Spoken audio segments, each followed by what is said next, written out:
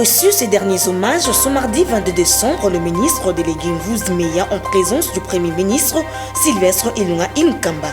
À Goma, la fondation Denis Nyakiro Tshisekedi a fait un don de maison aux sinistrés de l'incendie du 9 octobre dernier. Puis à Kinshasa, le quartier Mombasi, dont la commune Bilansili, a connu une démolition des habitations sur l'ordre de l'ancien joueur Lelombele, s'autoproclamant propriétaire du quartier ce lundi 21 décembre 2020. À suivre dans ce journal. Voilà tout pour les titres. On se retrouve pour un nouveau journal sur la chaîne de l'éducation. Madame, Messieurs, bienvenue à la primature. Le chef du gouvernement, Sylvestre Ilunga Ilunkamba, et les autres membres du gouvernement ont rendu le dernier hommage au ministre délégué Mvouzi Meya. Reportage de Franck Wasanga. Le Premier ministre Sylvestre Ilunga, à la tête de son équipe gouvernementale, a rendu les hommages mérités au ministre délégué auprès du vice-premier ministre, ministre de l'Intérieur, Sécurité et Affaires coutumières, Michel Mvouzi Meya, décédé à Kinshasa le 7 décembre dernier à l'âge de 46 ans. La cérémonie des obsèques officielles de ce mardi 22 décembre à la morgue de l'hôpital de Cinquantenaire a été marquée par le dépôt de gerbes de fleurs et le chef du gouvernement Sylvestre Ilunga a été le tout premier à poser ces gestes avant d'être suivi des autres membres du gouvernement central. Les émotions, la tristesse ainsi que des chants et danses traditionnelles ont marqué l'ambiance avant les témoignages de ses collaborateurs et certains de ses proches sur l'illustre disparu. Toi qui as toujours été attentif à nos caprices, te voilà séparé de nous. Quelle douleur! Papa, nous te promettons de bâtir sur ta fondation pour défendre ta lutte. Va en paix, l'homme doux. Les personnes comme toi sont rares dans ce monde. Je vous remercie. Michel Mvouzi Meya aura été une personnalité au parcours élogié et surtout sérieux. De l'obtention de sa licence en droit international à l'Université de Kinshasa jusqu'à son élévation au poste de ministre délégué auprès du vice-premier ministre de l'Intérieur, Sécurité et Affaires coutumières qu'il a occupé jusqu'à la fin de ses jours sur cette terre des hommes. Michel Mvouzi Meya s'est distingué par ses compétences et son savoir-faire, aussi comme expert en fiscalité et décentralisation. Ce cadre du parti Renovac a servi valablement son pays jusqu'au dernier jour de sa vie. C'est ce mercredi 23 décembre 2020 qu'il a dépouillé du ministre délégué auprès du vice-premier ministre de l'Intérieur, Sécurité et Affaires coutumières, Michel Mvouzi Meya sera acheminé à Kenge, dans la province du Kwango, pour d'autres hommages avant l'inhumation. Et avant les hommages de ce mardi 22 décembre 2020, le Premier ministre est allé réconforter la famille du ministre délégué Michel Mvouzi, Franco 50 fois de plus.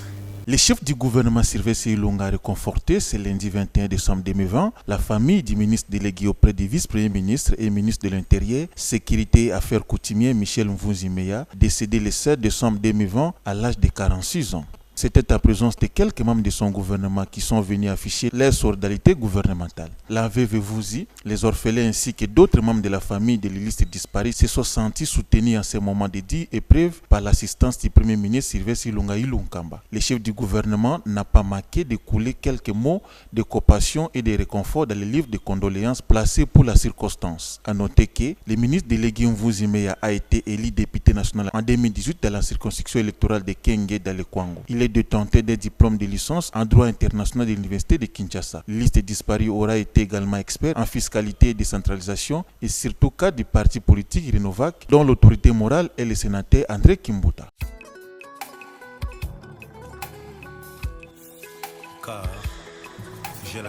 Et puis Julien Paluku, ministre de l'Industrie, estime que par élégance politique, le Premier ministre Sylvestre Ilunga Ilunkamba doit démissionner et déclare aussi c'est la crainte de la dissolution de l'Assemblée nationale qui a fait que les députés nationaux votent pour la déchéance du bureau au Mamunda. Suivi.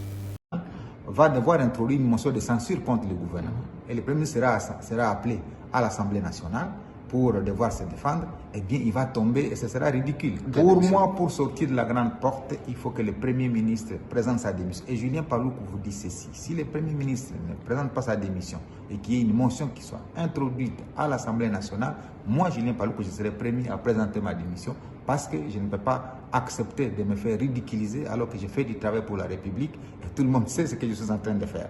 Je suis un chef de parti, je suis un chef de regroupement, je suis un élu avec 50 000 voix dans mon territoire de Lubero et donc je n'ai pas peur et je ne suis pas commandeur d'emploi. Mais qu'il était temps pour qu'il puisse se décider finalement et faire partir les bureaux de l'Assemblée nationale. Certainement qu'il y a des raisons internes comme externes. Parmi les raisons internes, ce que nous avons entendu, c'est qu'il y aurait des problèmes entre eux là-bas. C'est qu'ils savent, moi j'ai cessé d'être député dès lors que le président de la République a décidé de me nommer ministre de l'Industrie.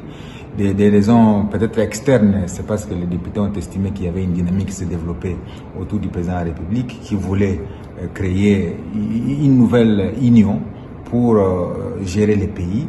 Et j'estime que l'une des raisons pour lesquelles beaucoup de députés ont pu voter contre les bureaux, c'est aussi la crainte de la dissolution de l'Assemblée nationale. Parce que, vous savez, le président de la République l'a si bien dit, eh bien, s'il ne dessine pas une majorité et qu'il y ait une crise, par exemple, qui nomme un Premier ministre et que le Premier ministre a présenté son programme devant l'Assemblée, son programme est refusé, eh bien, le président n'hésiterait pas à dissoudre l'Assemblée nationale. Et tout le monde sait qu'il n'y a aucune personne qui peut vouloir se retrouver demain dans la rue. Je crois que ce sont là les quelques raisons qui peuvent motiver effectivement l'attitude des députés, mais il n'y a que eux qui peuvent donner d'autres raisons profondes.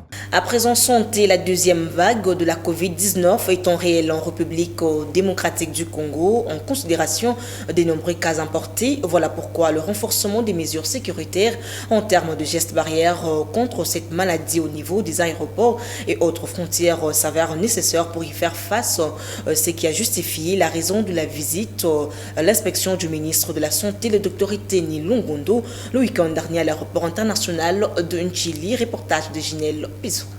Accueilli à son arrivée par le directeur national adjoint du programme national de l'hygiène aux frontières, le ministre de la Santé a visité le stand de prélèvement de voyageurs qui provient de l'étranger, en passant par la salle d'attente pour les prélèvements où il a échangé avec les passagers trouvés sur place en leur conscientisant à passer le test Covid sans résistance afin de rompre la chaîne de contamination. Ensuite, le Dr Eteni Longondo a tenu une réunion de causerie morale et de conscientisation avec le directeur adjoint, cadre et agent du programme national de l'hygiène aux frontières au sujet de la corruption et du monnayage de tests Covid par les agents commis à cette fin aux voyageurs.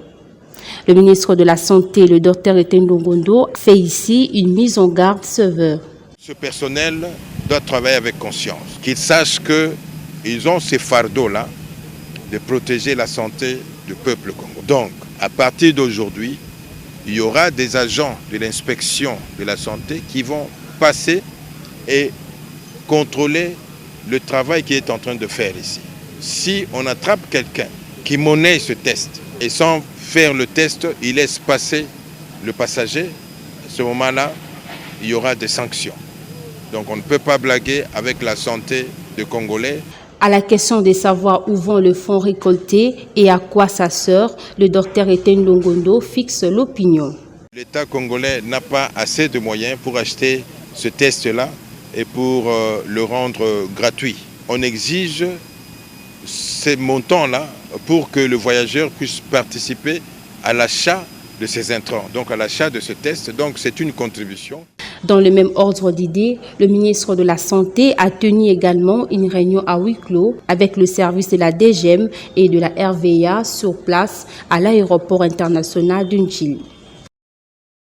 Je l'ai dit dans les titres, remise des maisons le lundi 21 décembre 2020, don de la Fondation Denis Nyakero Tshisekedi au sinistre de l'incendie du 9 octobre 2020 au quartier Mourara à Goma dans le Nord Kivu. Reportage. Les maisons qui ont connu un incendie le 9 octobre dernier sur avenue Lumumba au quartier Mourara en commune de Karisimbi en ville de Goma ont été entièrement construites par la fondation Denis Nyakero. Ces maisons ont été remises ce lundi 21 décembre aux familles sinistrées par la fondation Denis Nyakero, représentée par Sarah Bisselele, responsable des programmes de la dite fondation, en présence du vice-gouverneur du Nord Kivu, des députés provinciaux, des ministres et autres membres du comité de sécurité. La remise des clés de ces 18 maisons construites avec amélioration des sanitaires, douches, remblayage des parcelles a été couplée par l'appui en équipement domestique dont des ustensiles de cuisine, matelas, vivres et autres fournitures de première nécessité pour faciliter la réinstallation des sinistrés. En outre, la fondation Nyakero a obtenu auprès des bailleurs des sinistrés 6 mois de non-paiement des loyers, a annoncé son chargé des programmes. Cette donation s'inscrit dans la vision plus forte de la Fondation Nyakeru qui vise le social des Congolais, a dit Madame Sarah Biselele lors de la remise des clés. Alipata message ya kusema ke no manyumba zimekuwa tayari. Benye manyumba wanatafuta bange manyumba zao. Ndio mama kuhesita akasema no wende wapatie wandugu zetu manyumba zao barudie ndani ya manyumba kwa msa waweze kufete Noël na bonne année ndani ya nyumba zao za mpya. Les sinistrés ont exprimé leur satisfaction de voir la promesse de la première dame se manifester en réalité. Nous sommes vraiment satisfaits avec les nouvelles maisons qu'on nous a données et c'est sûr que dès ce soir, nous allons y passer. Nous sommes très très reconnaissants pour cet acte. Monsieur, merci. Nzamba Pambolayo, Apambolayo, Abakisilao, ya ebele, na oyo nyonso sale biso. Merci. Fati Beton, toujours. Na papa na biso. Merci Nzamba Pambolayo.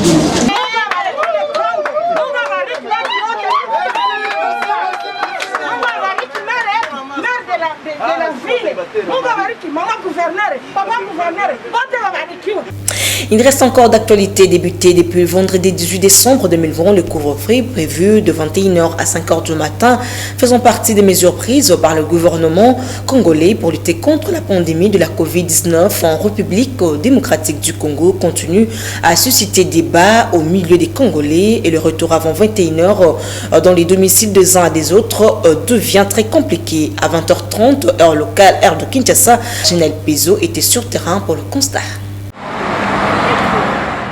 Parmi les difficultés de ces couvre-feux de 21h à 5h, l'on note la présence de embouteillages monstres, difficultés de transport ainsi que la majoration du prix de transport en commun, une situation qui handicape de plus en plus le retour rapide de Kinoises et Kinois dans leur domicile avant 21h. Ici, sur le boulevard du 30 juin dans la commune de La Gombe, tout va des mal en pire. Déjà, à partir de 20h, la route est déserte. Pour quelques taxibus qui passent, c'est le double du montant habituel demandé. Les habitants de Kinshasa demandent la présence des éléments de la police pour trouver une solution en leur faveur et demandent par ailleurs la mise en service de nouveaux bus Transco. Les problèmes de Zanango, tu le cas difficile.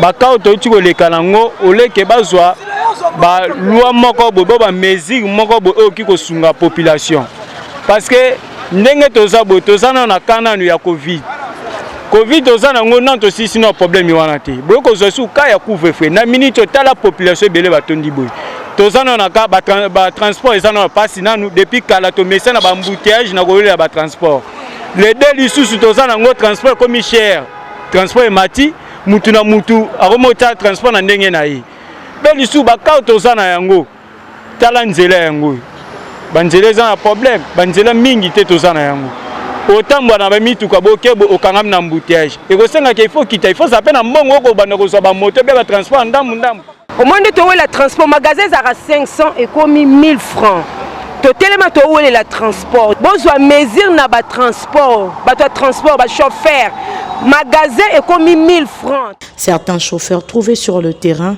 ont également réagi en ces termes. Tu veux vraiment que le carburant tu que fait le sauf vraiment na boulevard boy. Tu éviter ba station nyonso o tozana ngona mboka o ti héros boy bakangi mais bazo obligé biso tozonga bandako 21h tozana bandako. Essence Cécile et puis mutuka yango etelemia. To komanda ko 21h modèle nini. To to sa bibe ko l'état. Eza nango bien. Mais batu msunde baza boy basi sa misala na bango ba 19h siko avanda ka musika neti ngande na aboye na wakende wapi na ke malweka siko na malweka na nanu awa 20h de GB tinazana nu awa eza passe pour na ngai donc na ebité na kolala na la police na camion na ngaboye. Notons que les couvre-feux débutés le 18 décembre dernier en République démocratique du Congo a pour objectif de lutter contre la deuxième vague du coronavirus. Dans le même registre couvre-feu, les personnes vivant avec handicap ont du mal à trouver le moyen de transport pour rentrer chez elles. Suivez cette femme handicapée au micro de Général Pezo une fois de plus.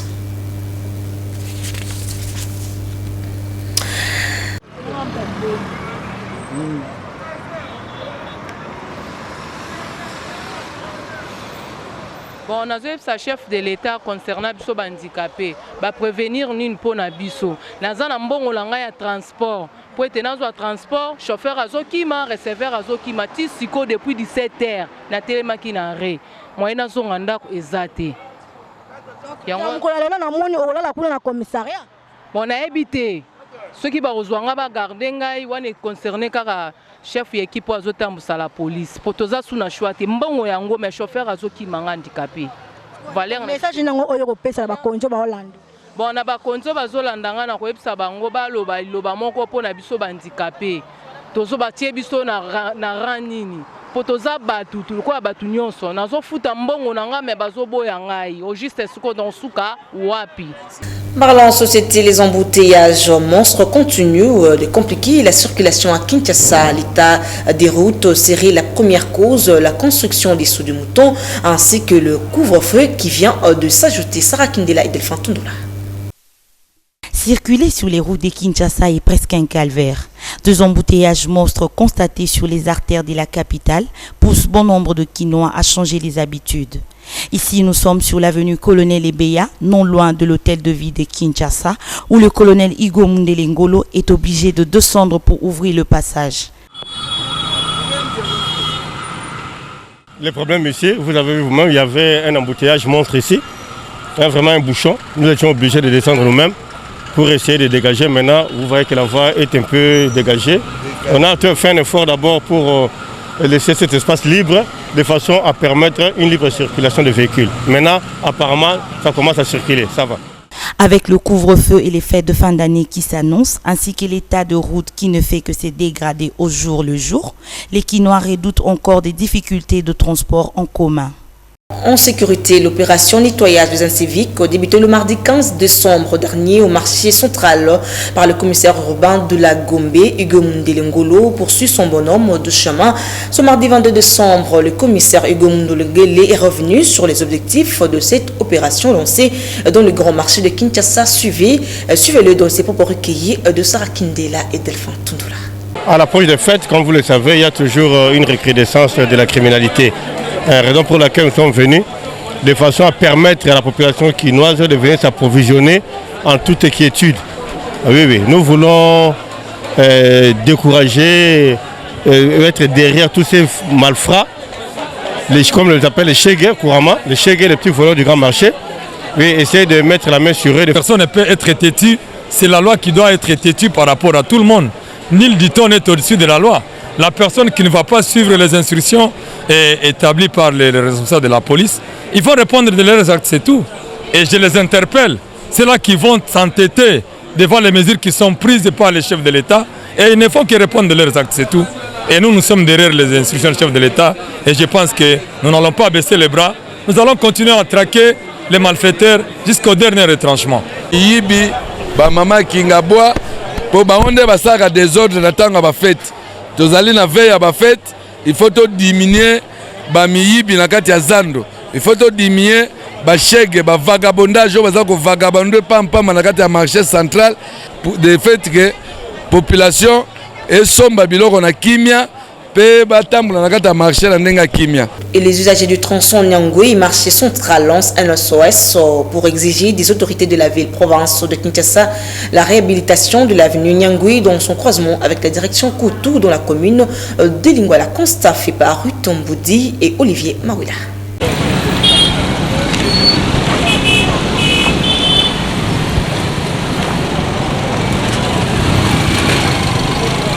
Coupé en D, l'avenue Nyangui, dans sa jonction avec la direction Koutou, se trouve dans un mauvais état depuis un temps relativement long. Les usagers de cet axe routier s'inquiètent sérieusement du sort de l'air trafic engendré par les nids des poules ainsi que l'impraticabilité des véhicules. Ces derniers appellent le gouverneur de la ville à prendre ses responsabilités quant à ces. Ils ont pénalisé biso.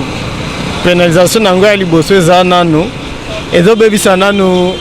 Esthétique ya ville toza na ville ya Kinshasa babiloko boye koki kozala te dede ezolia biso temps ebele pona koleka muto soki ozota magasin po okoma wileri place oki kosala 10 minutes tokomi kokende tina 15 c'est-à-dire eza déjà ezo pénaliser biso makasi yo moko ozomona mituka awa Kinshasa pe mituka komi ebele ozomona boye oyo awa pe eza na centre ville après ça bayuti libanda bazoya bakoti boye ça bien te mais nango na sengi na gouverneur de la ville ou bien président de la République. Parmi les principales grandes acteurs de Kinshasa, l'avenue Nyangui, non loin de la Libération, ex-24 novembre, dans la commune de Lingwala, mérite d'être réhabilité.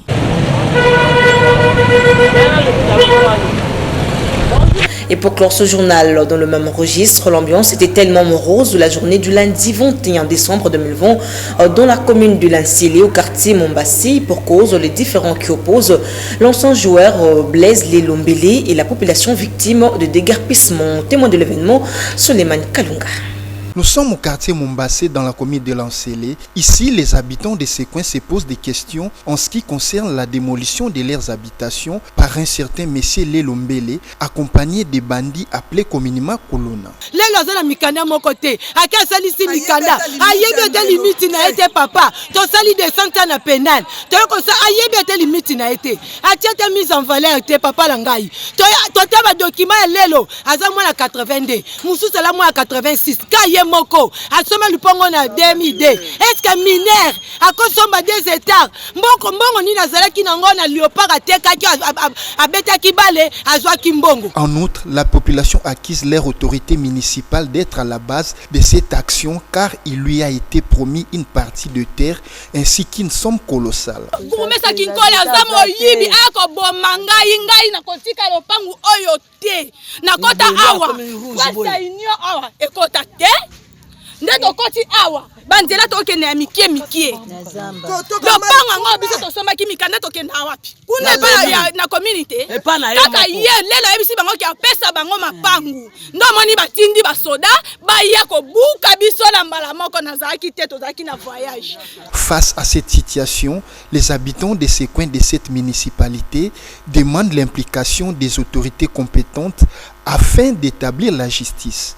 Affaire à suivre.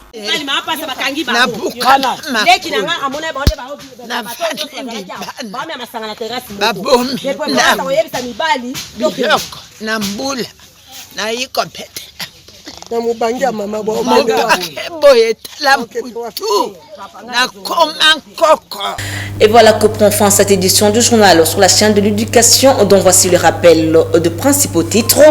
Il a reçu ses derniers hommages ce mardi 22 décembre le ministre délégué Mvuzimeya en présence du premier ministre Sylvestre Ilunga Inkamba. Et à Goma, la fondation Denise Nyakiro Tshisekedi a fait un don des maisons aux sinistrés de l'incendie du 9 octobre dernier. Et à Kinshasa, le quartier Mombassi dans la commune de Lansili a connu une démolition des habitations sur l'ordre de l'ancien joueur Lelombele, s'autoproclamant propriétaire du quartier ce lundi 21 décembre 2020. Vous venez de le suivre dans ce journal. C'était là le rappel des principaux titres. Fin complètement de cette édition du journal dont la chefferie est assumée par Junior Tundela. Un grand merci à toute l'équipe technique et rédactionnelle derrière la caméra. C'était Delphin Tundula Guilhem Amba et Christian Audio. Merci de votre fidélité. Restez branchés. Au revoir. Vous pouvez suivre cette émission en rediffusion quand vous voulez, où vous voulez, sur www.dab.video. Dab.video, le divertissement congolais.